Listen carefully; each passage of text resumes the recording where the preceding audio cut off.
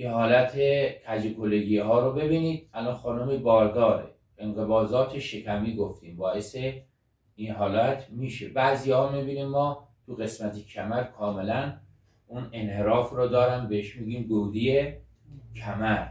خب این رو شما در اینجا میبینید در این تصویر. الان تو این تصویر هم شما میتونید اینجا راحت نگاه بکنید.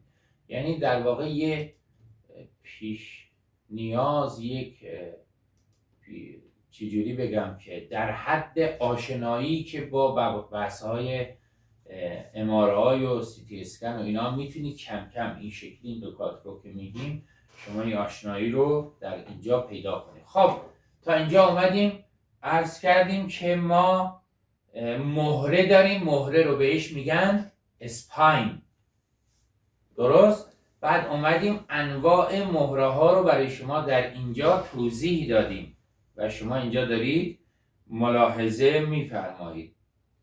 یا ورتبرا، مهره.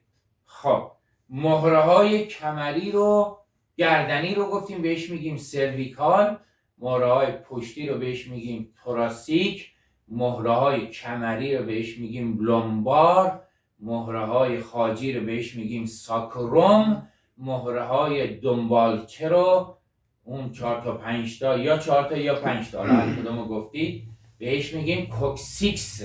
این تا اینجا. اون ساکرال چیه؟ خاجی. خاجی، ساکروم یا حالا ساکرال. خاجی رو داریم بهش میگیم مهرهای خاجی که اونم خودش در واقع 5 تاست دیگه. ساکرال یا ساکروم. ساکرال پس میشه استخوان خاجی. خود خاجی بخوایم بگیم میگیم ساکرال. استخوان خاجی بخوای بگیم میگیم ساکروم. این دو شکل. پس این رو شما در این تصویر داریم. لذا دنبالچه هم گفتیم. خب کتف شما رو اگر نگاه بکنید بهش میگیم اسکاپولا. اسکاپولا یا اسکاپولا میشه کتف. پس شما این اصطلاحات رو یاد بگیرید. خب ران رو چی میگفتیم؟ ران رو گفتیم تای. دیگه چی؟ فمور. آفرین. زانو رو چی میگیم؟ نی. نی. اون اشنی یادتون باشه دیگه. نی. نی. بازو رو چی بهش میگیم؟ بازو رو بهش میگیم آر. درسته آقای حسین؟ انگلیسیت خوبه. آر. بازو. بازویی رو چه بهش میگیم؟ بازویی میشه براکیال.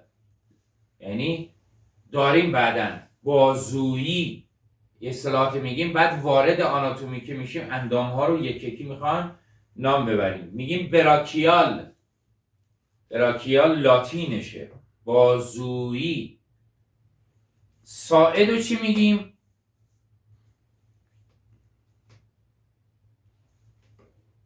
ساعد داریم که فور، حالا این اوه من نچسبوندم، فورهند، فور آرم. فور آرم.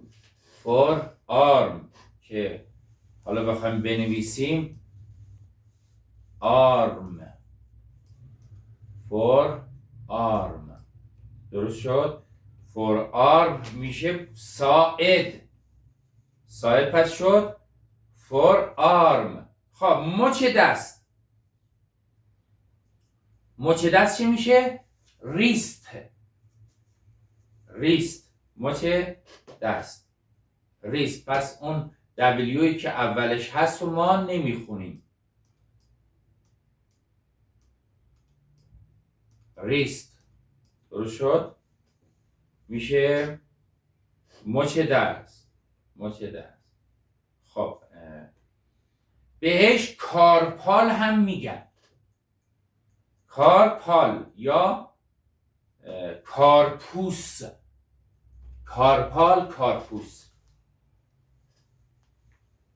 شما این رو یاد بگیری، این اصطلاحات رو، این واژه ها، اصطلاحات انشالله خیلی جاها به درتون میخوره و توی امتحانات هم ممتحن چه بسا اینها رو از شما بپرسه و از شما اینها رو سوال بکنه. کف دست رو چی میگیم؟ بهش میگن هندیال یا بگیم متاکال. کف پا رو چی میگفتیم؟ متاتارس. کف پا متاتارس بود. کف دست هند یا چی؟ متاکال. متاکال. پس حالا اون یا میگیم هند یا متاکال. حالا هر کدوم گفتی. کف پا متاتارس. یه چیزی داریم به نام مچ دست. گفتیم یه تعبیرش هست، مچ دست میشه ریست، درسته؟ خب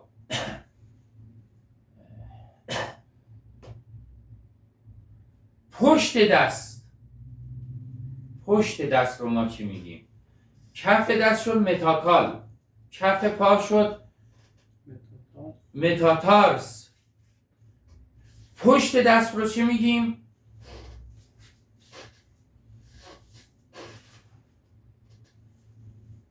بگین دورسا.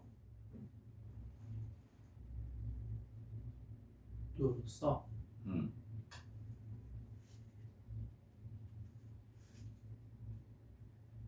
خب یه بحثی داریم، حالا بعدا میرسیم، به نام ربات. واژه رو یاد بگیرید فعلا. ربات ها داریم. ربات رو بهش میگن لیگامان. ربات، لیگامان. لیگامنت هم میگن. ربات بافتی، لیگامنت.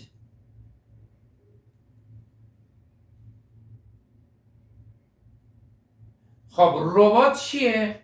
ربات میاد دو تا استخوان رو به هم وصل میکنه. این تو امتحانات فنی حرفه‌ای هم زیاد میاد. لیگامنت، لیگامان، ربات. این کارش اینه که میاد استخوان‌ها رو، یعنی دو تا استخوان رو به هم وصل میکنه. درست شد؟ دو تا استخوان رو به هم وصل میکنه. خب حالا اگر عضلات رو به استخوان وصل بکنه اون میشه تاندون. درست شد؟ تاندون عضله رو به استخوان وصل میکنه. ربات استخوان رو به استخوان وصل میکنه. این دوتا تفاوت رو یاد بگیرید.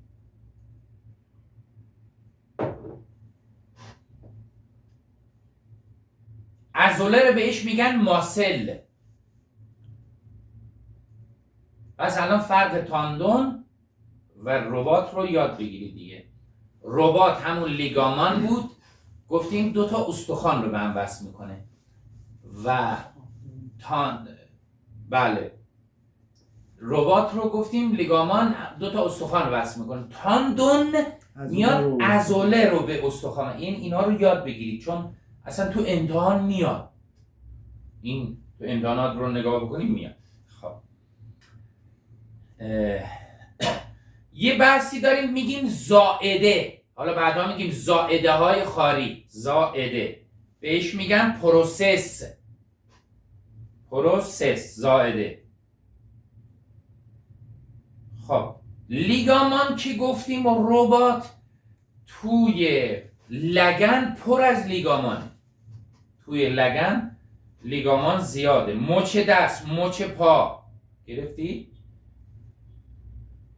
ما 8 تا استخوان تو مچ دست داریم. 7 تا استخوان تو مچ پا داریم. تعداد رو بدونید. بین هر کدوم از این استخوان‌ها لیگامان داریم.